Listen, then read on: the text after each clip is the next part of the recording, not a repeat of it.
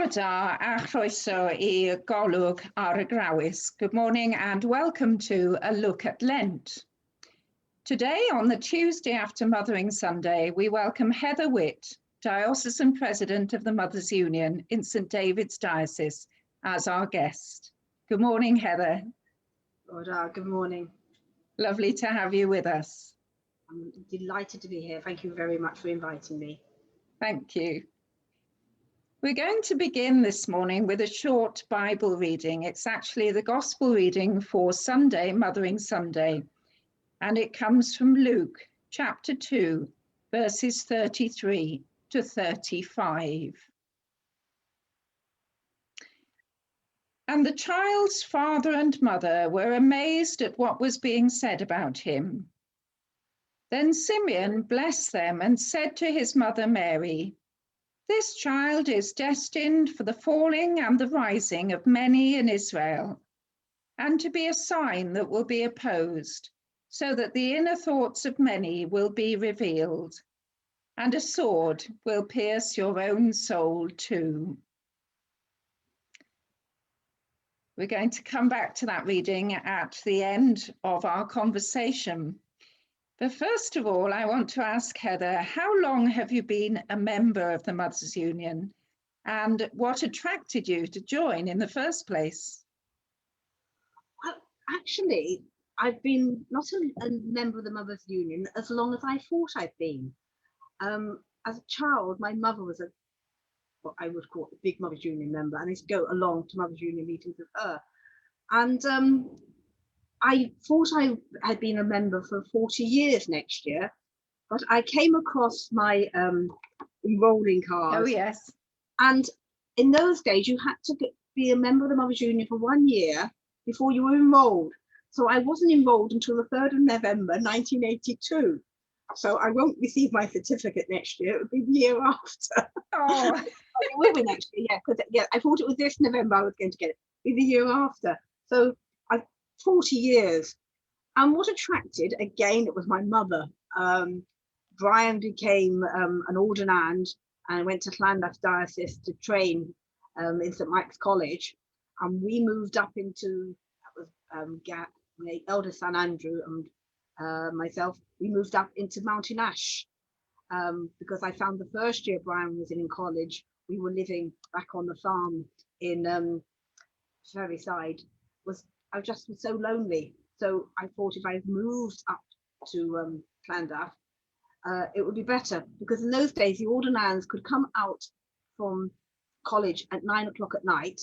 That meant he had to drive all the way back, well, it was Conwell Elvid at the time we were living, to Conwell Elvid, and it would be 11 o'clock before he got back, and then he had to be back in chapel by 7 o'clock on Sunday morning. oh no. And it was just horrendous, because what he would do is arrive with a big bag of washing, and I'd spend the weekend washing. And so in the end we moved to Mountain Ash, and a valley town, a new place, and I was on my own. And my mother said, "Oh, haven't they got a Mothers' Union there?" I said, "Yeah." She said, "Well, join it, go on, join it." And you don't argue with my mother, so I joined. Oh, good. I've not looked back since. And it had used to be young families, the young families as well as the Mothers' Union. And then when Brian was ordained, I was asked to become the Young Families Rep for the diocese. And again, we are hunting through things. I managed to find this, and it was signed by dear George Noakes when he was Archbishop of Wales. Oh, lovely. So that was when I was Young Families Rep for the diocese. Oh, well done. Oh, that's lovely. So you've got lots of experience over many years, Heather. Well, you know, I don't think I'm an expert, because you know the definition of an expert. An ex is a has-been, and a spurt's a dribble of water. I've just bumbled along and been in a lovely, happy fellowship of a family, which is the Mothers' Union. That's great. That's wonderful. So would you like to tell us a little bit about the history of the Mothers' Union and what its aims and objects are? Well, the Mothers' Union was started in 1876, so it's over 140 years old, and it was started by a vicar's wife from Old Alresford in Hampshire, which used to be our local town when we lived in Hampshire. We lived at Popham, and Old Alresford was one of the satellite towns around where we lived from Popham. And yes, she started it when she became a grandmother, and she was worried about the spiritual upbringing of her granddaughter and other people. And she started it as a parish thing. But by 1885, it became sort of taken on by the Council of Church there and became national. We got over 4 million members in 84 countries. And our aims and objects are still the same. We aim to alleviate suffering, people with adversity, but prayer is our foundation. We are founded in prayer, and that's the most important thing. And we must reach out to those outside and draw them in. You can understand that it's needed more today than ever when you look at quiz programs and people haven't got a clue about anything spiritual in the Bible, and they're taught such a wide spiritual thing, from Buddhism to Sikhism. I'm not defying any of those at all, no, because every religion has got its place, its culture, but somehow I feel Christianity has been watered down. Right. And I feel we need to be able to, show our love, because basically that's what it is. It's love. Yes, yes. We recently in Llanllwch took part in the Wave of Prayer, the Mothers Union Wave of Prayer, which we held via Zoom and streamed to Facebook. And of course, that Wave of Prayer is going on throughout the year, isn't it, Heather? All around the world. And it's amazing to think that people are praying all around the world each day for the work of the Mothers Union and for families and for supporting Christian family life. So it is an amazing organisation. Yes. It's very comforting to know that someone out there is praying for me at this time. Yes. 24 hours. If I wake up in the middle of the night at 4 o'clock in the morning, there is someone praying for me with that wave of prayer. That's amazing, isn't it? Yeah. So the Mothers Union has branches in many countries in the world. What does it mean to you to belong to this worldwide fellowship? Strength.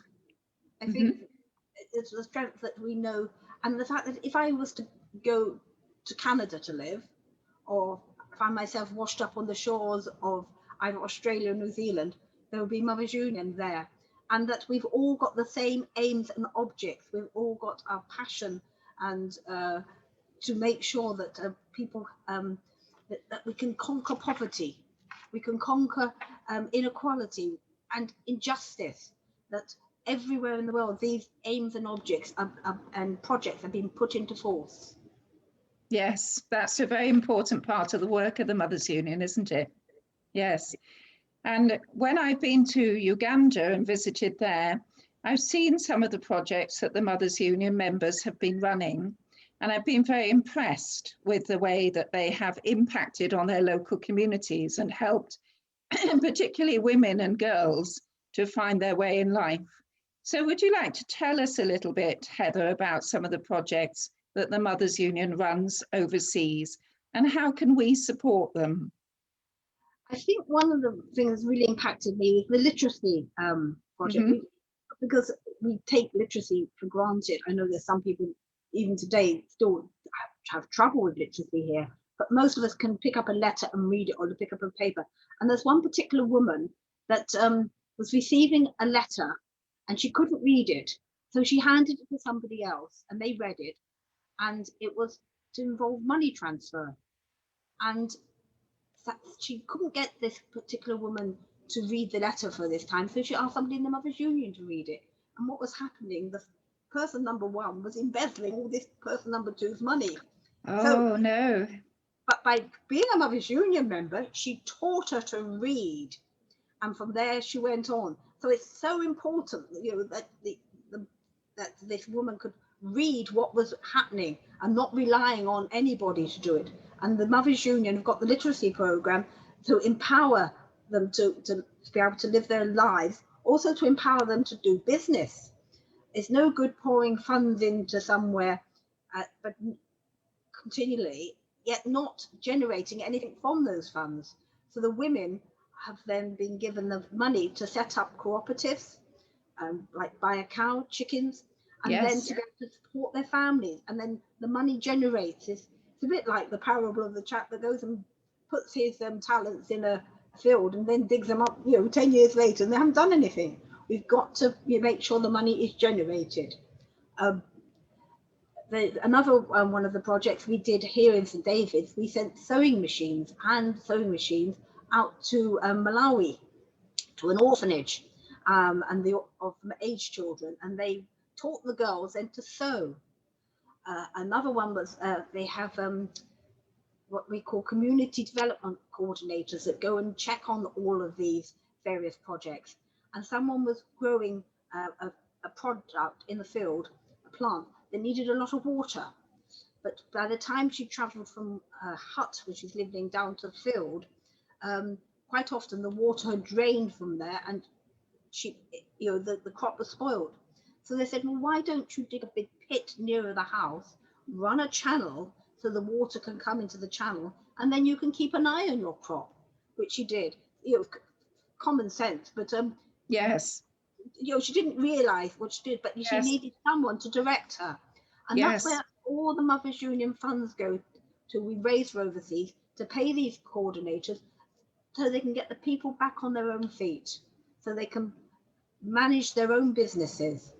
Another business which Mothers Union helped was that the men were producing beer and drinking beer, and most of the funds was going. But when the women became in charge of that project, they limited how much beer could be drunk, and they would keep money so that they could then generate more income from it by reinvesting.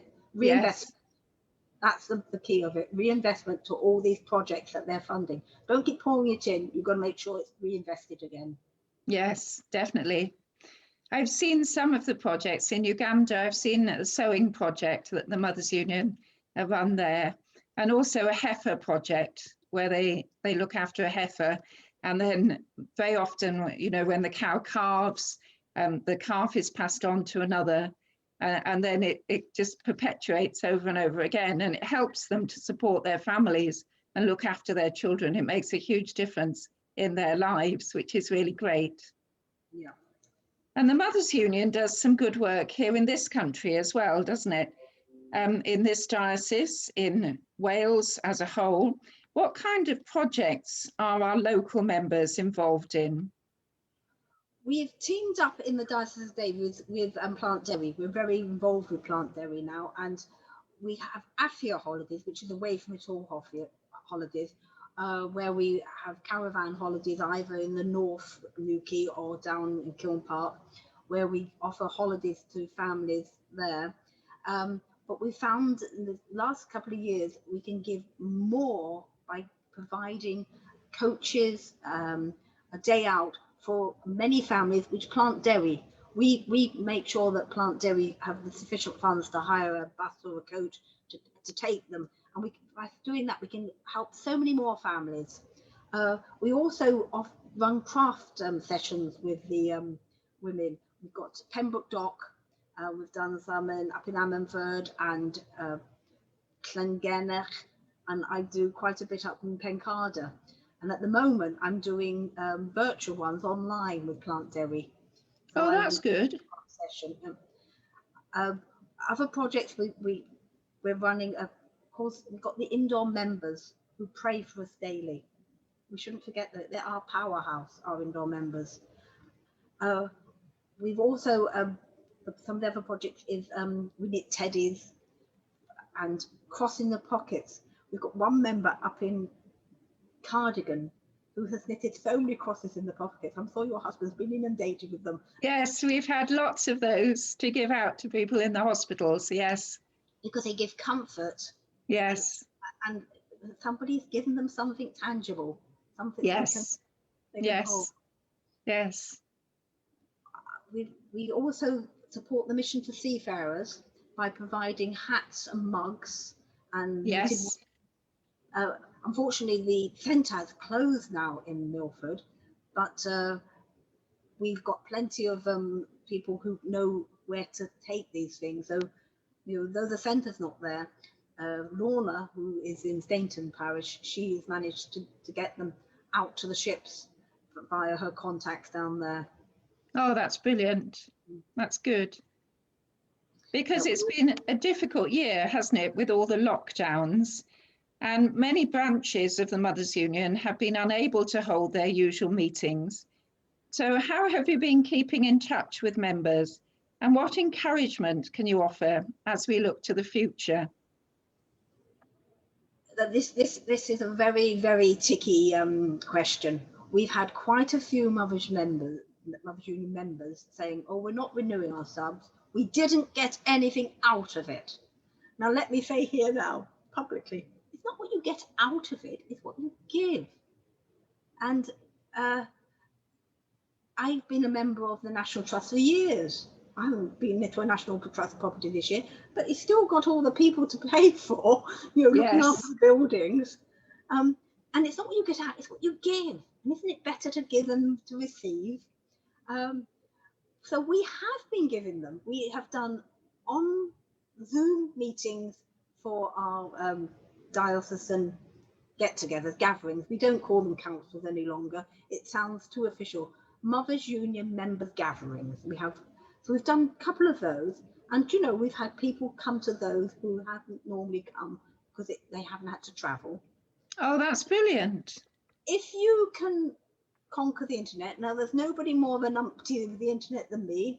I didn't realise you had to scroll down to find the bits at the bottom of the screen you couldn't see.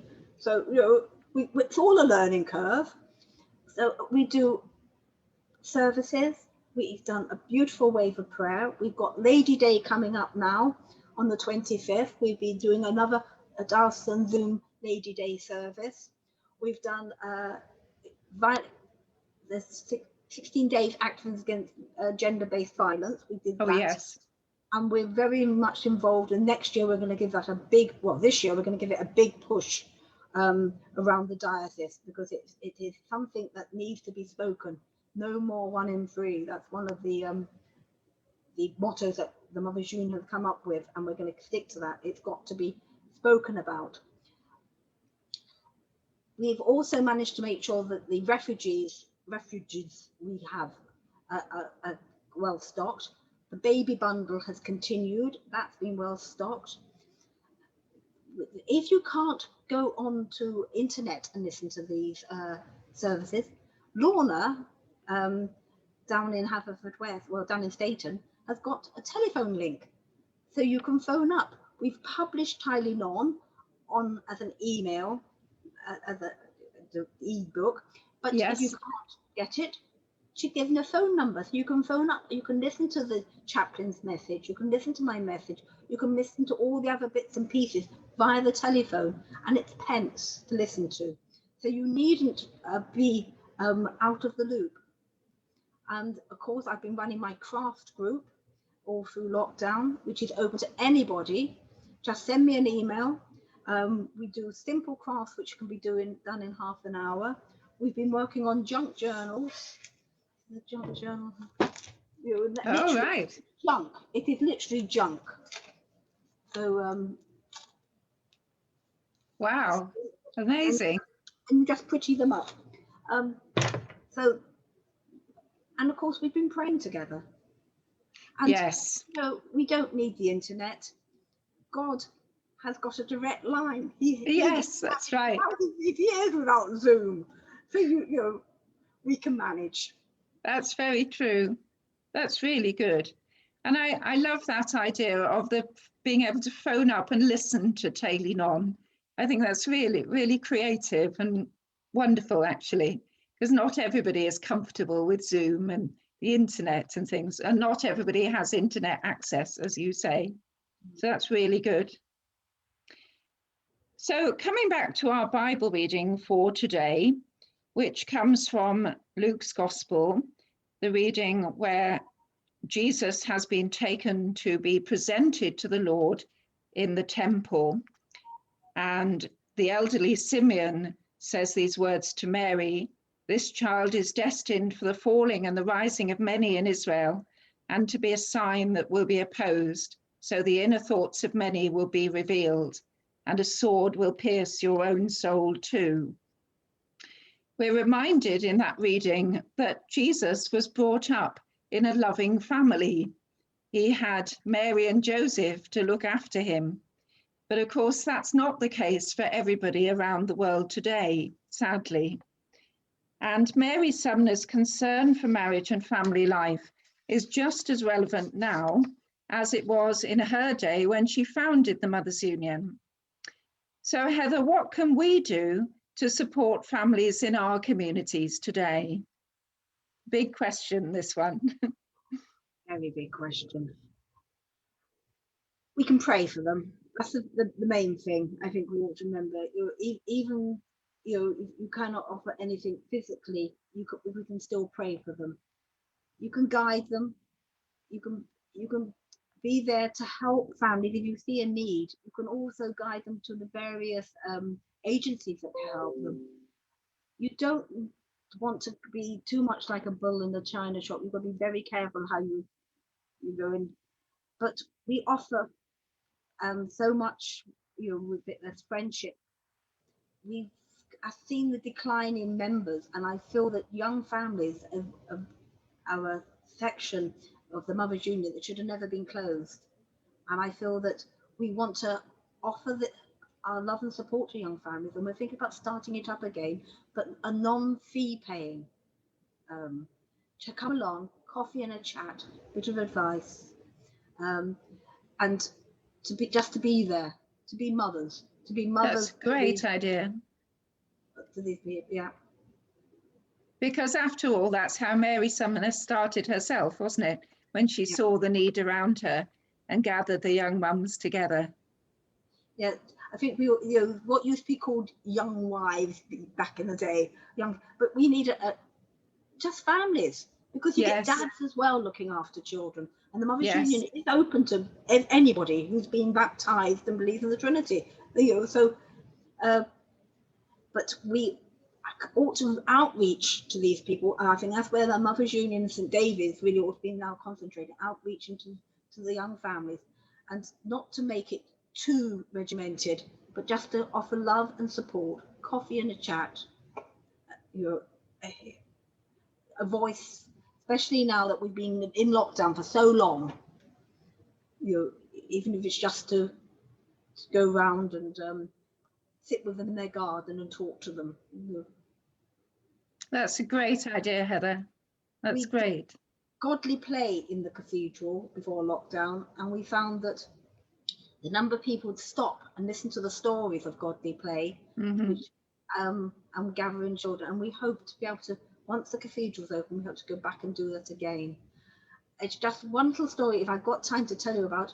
I was doing godly play in the cathedral, and this little boy came up and he wanted a story from the basket, but he didn't have a mother with him. So I said, look, go and find whoever you're with, your mum, your dad, your nan, and your granddad, your kitty, and come back. And if they say yes, come back with them. Well, he came back not so long, with a little girl holding her hand, and there was a woman behind, and he came and he sat down, and we were up by Lady Maidstone's great tomb up at the top there. And I was telling the story of Noah and the ark, and the rain came down. And as I held the ark aloft, I could see this woman coming from the far end of the cathedral, looking like thunder. And she got level with us, and she saw the little boy, and she said, I've looked in his... Come on, out.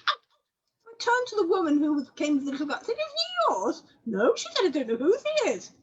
The little boy had obviously found a mother to come and...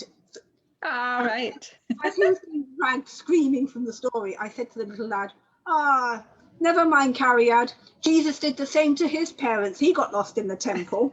The mother turned and looked at me, and you could see the dawning on her face. But whether it did any good or not, I don't know, but it just came out. Yeah. And I think, we ought to, the children are our future. That's the one we need to watch and look after and bring in. Yes. Thank you, Heather, for that story. That's lovely. And you've got a prayer to share with us this morning, haven't you? I have. It speaks volumes. It's Mary Sumner's own personal prayer, and To me, it speaks volumes. Thank you.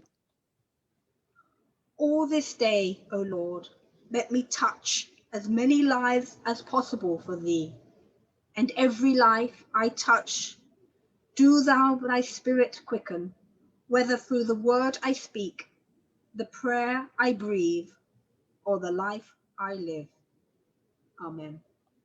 Amen. Thank you, Heather. That's lovely. And thank you for sharing some of the work of the Mothers Union with us today. And if anybody wants any more information on the Mothers Union or would like to become a member, and as Heather said, of course, men can join as well. And you don't have to be a mother to be in the Mothers Union. Do please get in touch via our Facebook page and we'll direct you to the relevant people. So thank you very much, Heather, and we wish you every blessing in your role at this challenging time. And we look forward to the various things that you have planned as well, which will be wonderful. So do join us next week, if you can, for Golwg Garawys, a look at Lent, when the Reverend Lorna Bradley will be talking to Liz Davis, who works in healthcare. So we'll say goodbye from us for today and wish you a good week. Poor Bendith. Goodbye, everybody. Diolch yn fawr.